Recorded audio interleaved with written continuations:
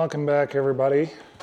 It's been a long time, but Falcon Fixer is here. I am still alive, and as you can tell, Midnight has actually received an update. And she's now rolling on 19 by 9.5. They're called Annika, I think, if I remember correctly, for the specific name of the wheel. Brushed gloss titanium wheels. Square setup all the way around, so 255 35 19s. And the wheel company is called Bespoke Forged. I don't know if I mentioned it before during the rides with Inferno or not, but they're here.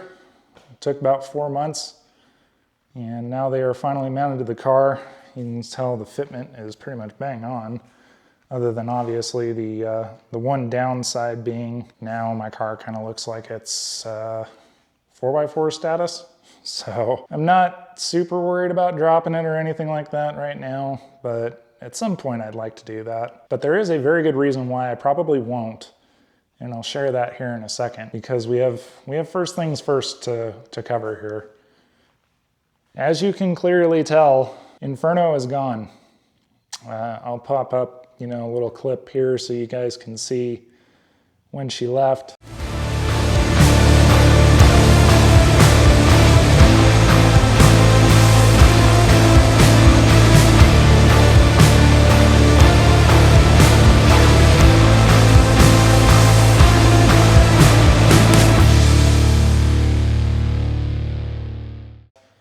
But as of now, Inferno is officially gone. She's on her way out to Miami, Florida to be with the new owner at long last. It was not an easy thing to do, to let go of, but ultimately, for my long-term peace of mind, health, and, just moving on, basically, it just had to happen. So, yeah. Nothing to say. I mean, I've got grass-related things sitting in its space right now, which is kind of sad. But yeah, as of now, Midnight is the sole survivor of all of this, and that actually leads me to my next point. We are officially, no shit, moving forward with the M2 X-Drive. I didn't talk about this a whole lot. Obviously, I'm kind of getting prepped and decorated. I actually made all of these from scratch, if you can believe it or not. If you guys would like the file, because I'm not planning on selling these or anything, feel free to ask, and then I'll post them up on like a shared drive or something like that. I used some stock imagery, obviously, from BMW that they had in the media group, and then just kind of made my own twist on like an old school dealer poster. So anyway, I kind of held back on how much I was gonna talk about this, primarily because I wasn't sure if I was gonna talk about it or not, and if I was just gonna be like, surprise, big, reveal or whatever.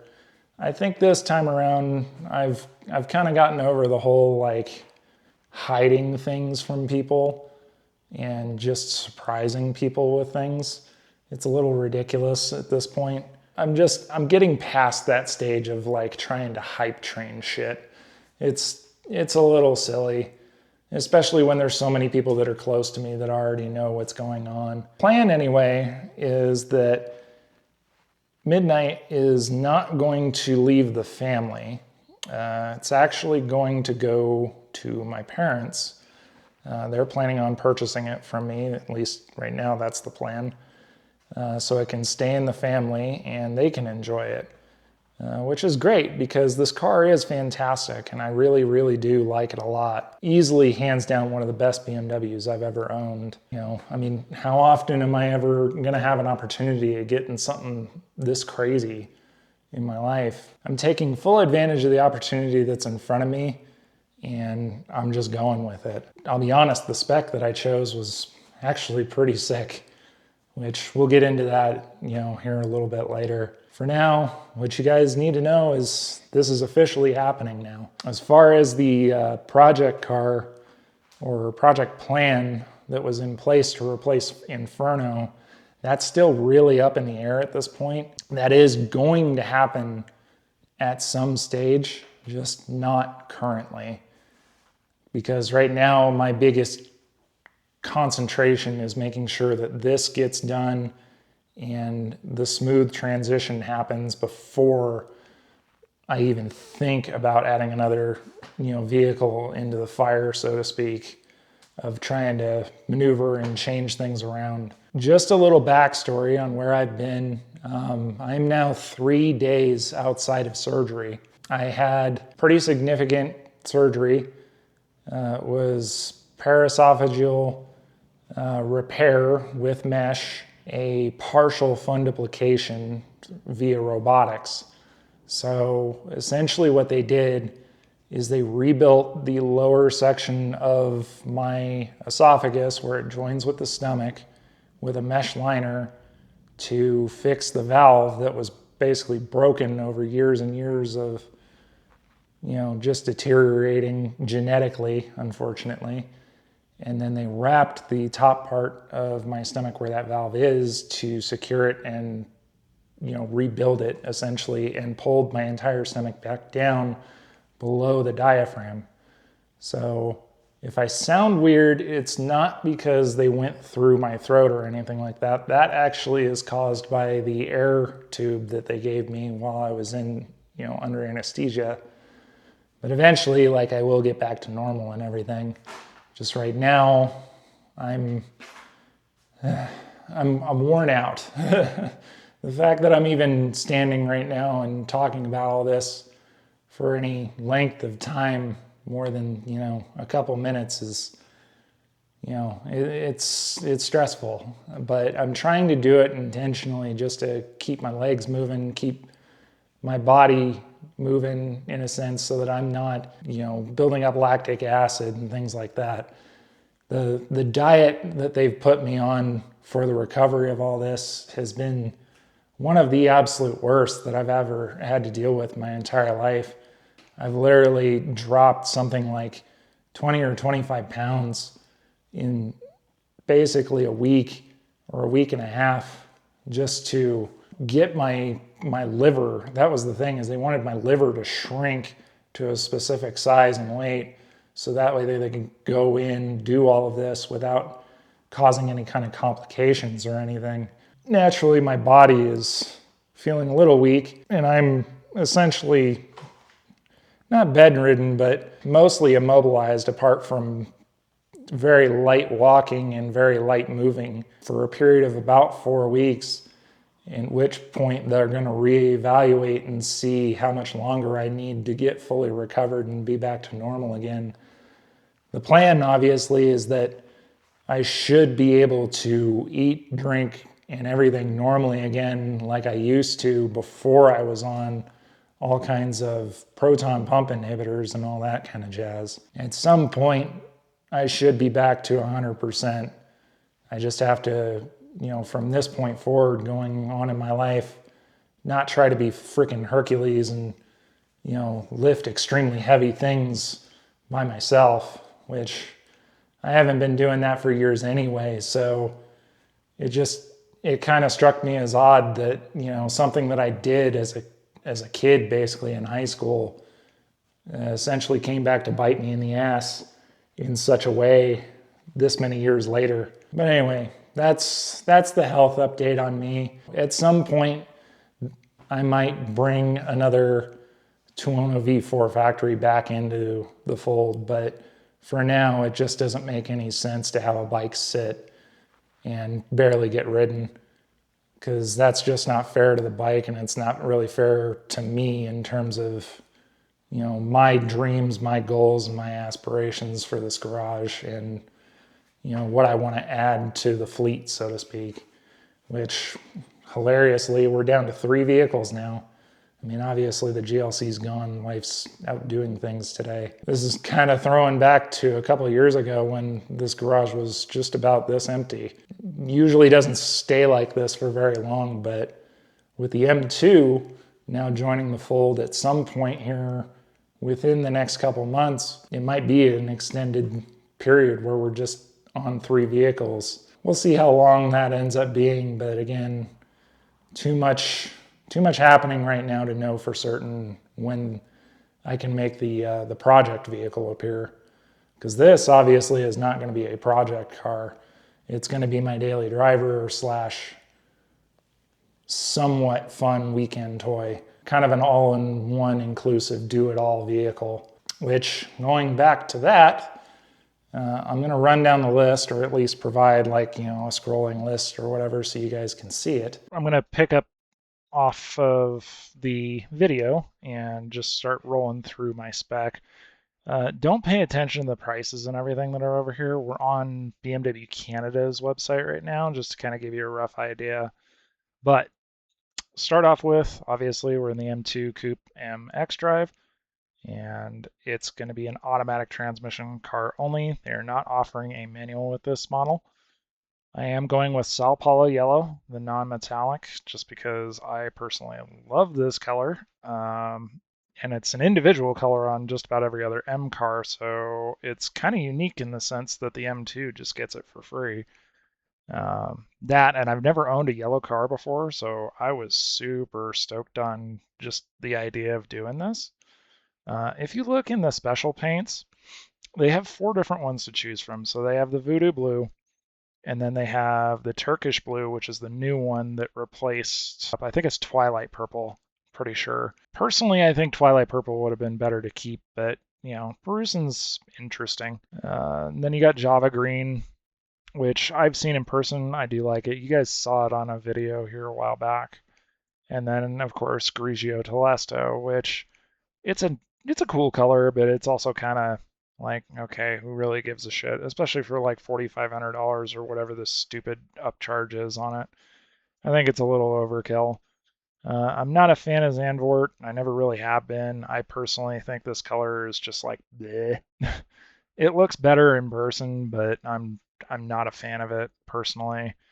Alpine White, you know, it's a classic, but my wife already has Alpine White on her M2, and I didn't want to have a second one in the garage with Alpine White. I could have gone old school because, like, my first BMW, my 330 Coupe that I had years and years ago was Alpine White. It was actually pretty sick, but yeah, I wanted to do something different, something new, so I went with Sao Paulo. And of course, they have Vegas Red, Skyscraper, Brooklyn, Black Sapphire, Portimao, Frozen Portimao, and then Frozen Pure Gray.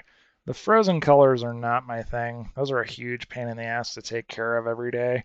So those were automatically just canceled out right off the bat. And Portimao is kind of a boring blue nowadays, in my opinion. Definitely wasn't going to do black. And the grays, I'm kind of over gray. I've had enough gray in my life. And then, of course, Vegas Red, which personally, if I had my choice, if they'd kept Toronto Red, I would have chose that 10 times over Vegas Red. But anyway, moving on to wheels, I stuck with the standard black ones, the 930Ms. I could have done the dual combo color, like it's the polished slash black. I mean, they're all the same wheel style, they're just different finishes. I know that the M compound brakes that come on these cars standard tend to throw a shitload of dust, and I just didn't want to have to look at basically a silver or a dual finish wheel constantly getting disgusting. So I went with the standard jet black because I figured screw it, it looks good, especially with the yellow. Because if we go back, I mean, it doesn't look bad with the dual color. I'm not a huge fan of the pure silver on yellow. I think it just looks a little too classic for me. The black, I think, just kind of fits the whole next generation vibe of the G chassis. So moving into interiors, they have a couple different choices. So obviously you can go with the red color highlights, the charcoal. But yeah, it gets like the red inserts and the red stitching. I did think about doing this with the red calipers. I ended up changing my mind, and the reason being is because when I looked at this color combo, the tricolor panels, so it's got the light blue, the dark blue, and the red with the standard stitch, I actually like that a lot with the yellow exterior. I think that's a pretty cool. It kind of matches the vibe of like the doors and everything else, especially the tricolor stitch on the wheel. So I ended up going with that instead. There was a part of me that kind of wanted to do the blue stitch with the blue calipers, but then I was like, okay, that's what I pretty much already have in the 340. It looks nice, it looks upscale, but the tricolor is unique to the M2. So I was like, screw it, let's go crazy, let's do something fun. And then as far as the trim, obviously we went carbon fiber just because that entire package just looks so complete, especially on an M car. It just looks perfect. The packages and accessories and options that you'll find the other websites doesn't really translate directly. What we're going to do here is kind of just show more or less what we ended up doing. So this, it shows adaptive LED headlights. If I had to, yeah, I've got the decode, digital cockpit, professional, yeah, parking assistant, garage door opener, duh. The way that they break this down in here is actually kind of silly. The packages don't make any sense. We don't get these options when you're looking at the order sheet to submit your build, but essentially what these look like on the official order sheet is M adaptive shadow line lights. So you'll get the shadow line lighting, which gives you the updated LEDs. I think it comes standard with the hi-fi. No, I got the remote start. That was like a $200 upgrade or 300, something like that. Driving assistant, I'm not sure what this is. I think this might be the radar guided cruise control shit. I didn't get the radar guided package. I just ended up getting the parking assistant because it was a cheap option. More or less, what you need to know is we went with yellow. We did the tricolor seats and the blue calipers. We did the shadow line lights. Yeah, we did the M drivers package, so that gives you the higher top speed, the track day out at an M facility. So they teach you how to drive the car at its limit, basically. So I did that. It was worthwhile. And then, oh, here they are. Yeah, shadow lines, obviously.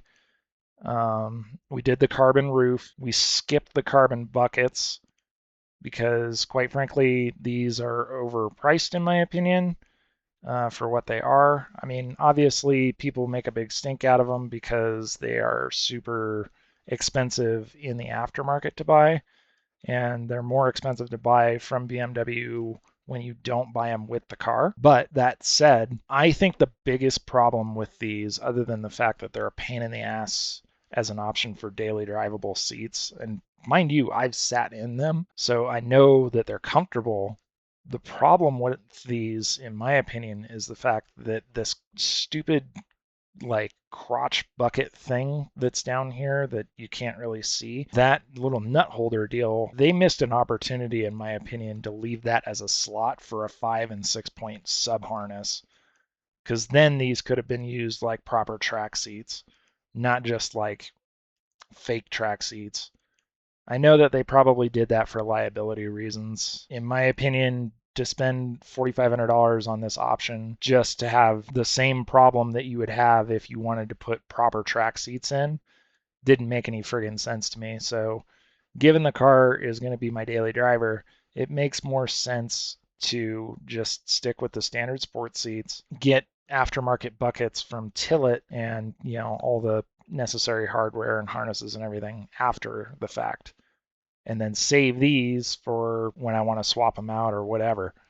So that way, literally, you just have both choices and you didn't basically get a seat that is posing as a proper track seat. Yeah, they're comfortable. They look super cool. Yes, they are cheaper than they would be if you were to buy them secondhand or through BMW directly. But in my opinion, again, they're just not worth it. That said, though, like I said, if you're planning on a car like this being a weekend toy or just not using it often to the point where you're getting in and out of it constantly for short trips, go for it. I mean, go for the carbon buckets. Why not? It's a worthwhile choice. I strongly feel like the sports seats are more than enough for everyday use. And if I really need an upgrade for track use, then I'm just going to get proper buckets because number one, it's cheaper.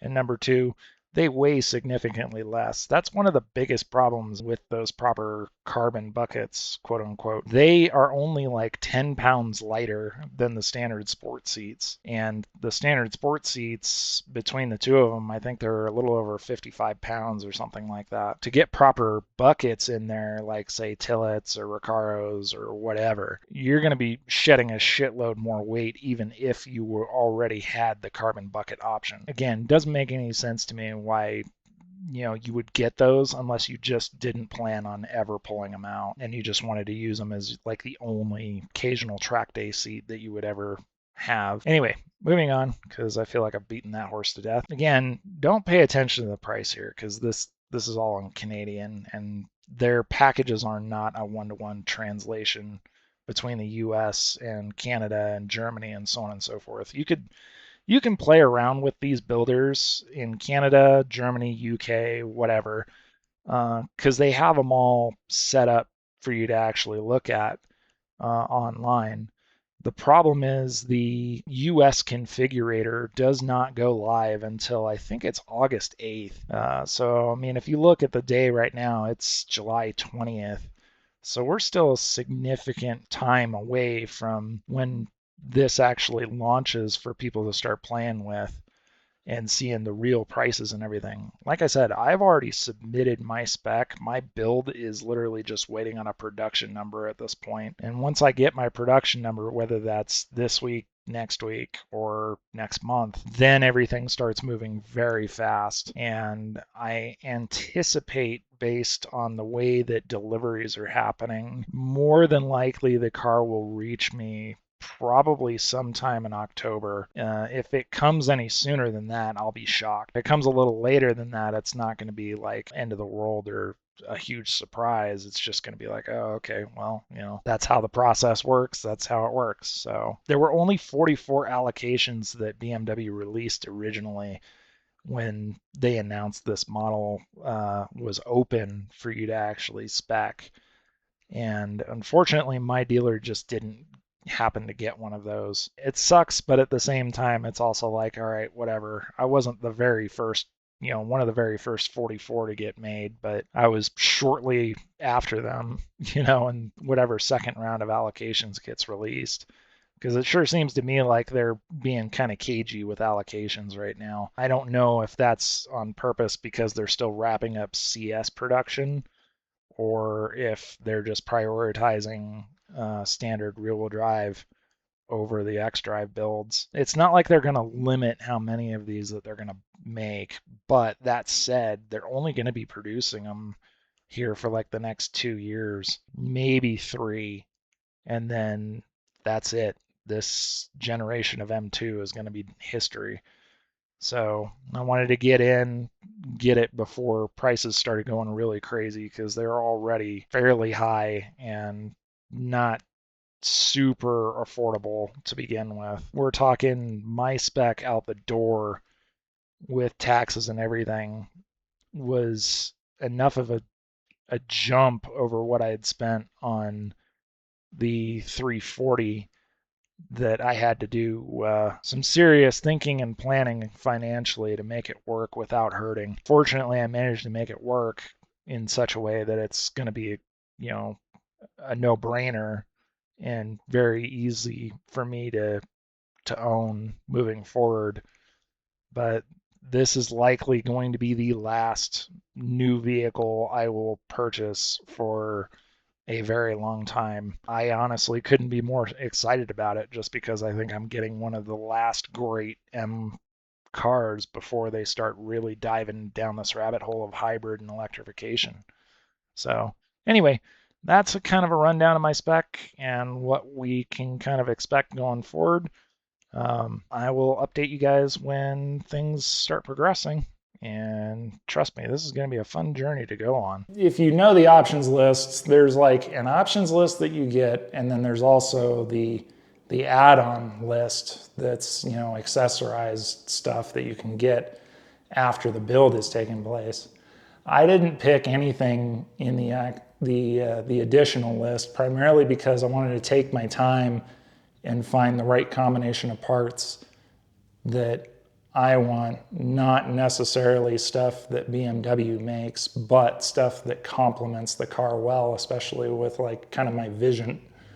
So yeah, not necessarily doing all this crazy track pack stuff, but who knows? There might be a combination of something similar at some point. But beyond that, we got the heads-up display, we got the heated steering wheel, got the wireless charger, got the parking assistant, you know, like lots of the cheapy options that are just obvious. So I'm number one on the wait list. I was number one to get my order submitted through my dealership. I don't know how that happened, but somehow I managed to get the number one spot. We're just waiting on a production number. It could be any day at this point. It could be today, it could be tomorrow, I don't know. But when that happens, then we can figure out when they're going to sequence and when the build timeline is actually scheduled to start. Because as of right now, we just have no clue. My guess, based on the fact that they only let loose about 44 allocations in the US for the first round, I'm guessing probably either end of this month or beginning of next month in August, we're going to see the orders accepted with a proper allocation and the production should start. It would be crazy if it didn't, especially considering we're literally a paid customer at this point. I have money down and ready to rock and roll. So this is happening for real. There's no like hype bullshit of like, oh, we're not doing this. It was all just a big goose fraba. I changed my mind and this is what we're doing instead. No, this is happening for real. So I want you guys to be on this journey with me because it's going to be interesting. It's going to be a totally new experience. I've never built a brand new BMW from scratch before. And so far, this entire sequence of events has just been a complete learning experience for me. If you enjoyed the video, give it a thumbs up, leave a comment. If you guys have questions, comments, whatever, obviously I always try to respond as quickly as I can. I'm gonna have plenty of time on my hands to hang out. And if you guys follow me on Instagram, you probably have already kind of somewhat got caught up on all of this. But I appreciate your watching. Hang out, there's more to come, and I'll see you guys in the next video. You speak, which is every other second, is cacophony, gun, my